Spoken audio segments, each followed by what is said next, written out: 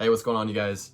The last time I came on here, I was just beginning my aviation journey. And although I'm still in the beginning stages, I can now say that I'm a private pilot. So I passed my private pilot check ride last week, which I'm extremely excited about. I've worked really hard to pass that and to make sure that I'm, not only current on the knowledge, but that I'm proficient as well as a pilot in the aircraft that I'm flying. So I chose to go to Tucson, Arizona for an accelerated program. So far, it's been great.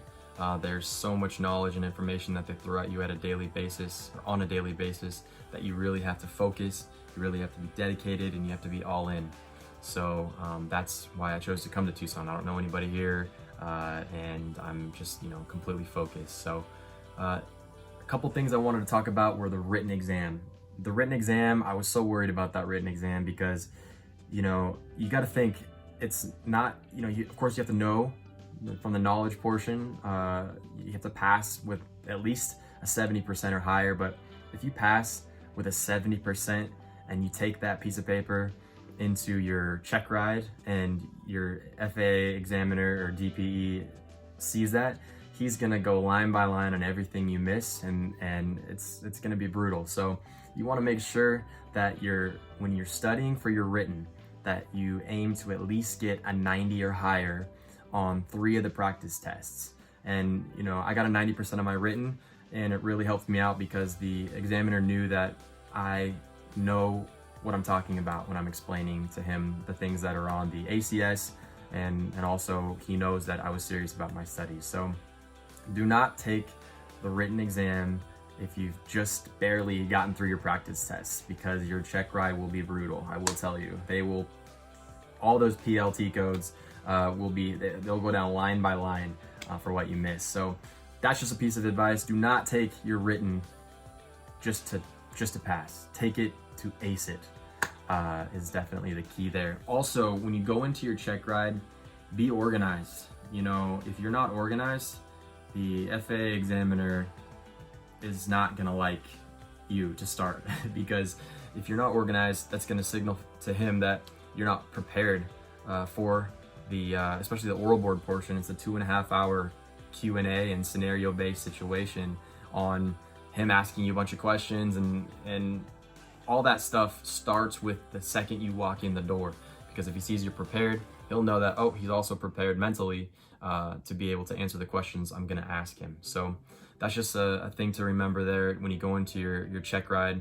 Also, the night before, don't cram a bunch of excess information the night before and show up to the oral board portion tired, because the process is going to be brutal in that case. So if you have done your homework the night before, you should definitely get plenty of sleep. It sounds cliche, but it's so true. You want to show up refreshed and ready to go. Because also, once you're done with that 2 to 3 hour Q&A and scenario-based situation with the examiner, then you're going to go directly out to the aircraft, of course, to pre-flight and begin your flight portion, which is another 2 hours. So you want to make sure you are ready to go. And the written portion, to get ready for it, of course, you need to be studying at least 2 hours a day. That's crucial.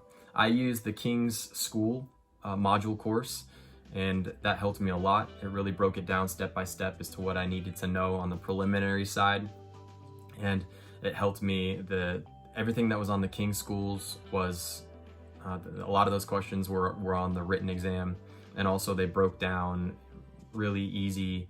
They broke down the formulas and such, where it was really easy to understand when I went into the testing room to take the test. So those are just a couple things. I'm already almost like 4 minutes into this video. So I know there's the whole coronavirus going on right now. I'm not going to touch on that right now, even though it's a big topic right now in the aviation industry. But I really just wanted to come on and tell you guys that I'm a private pilot now.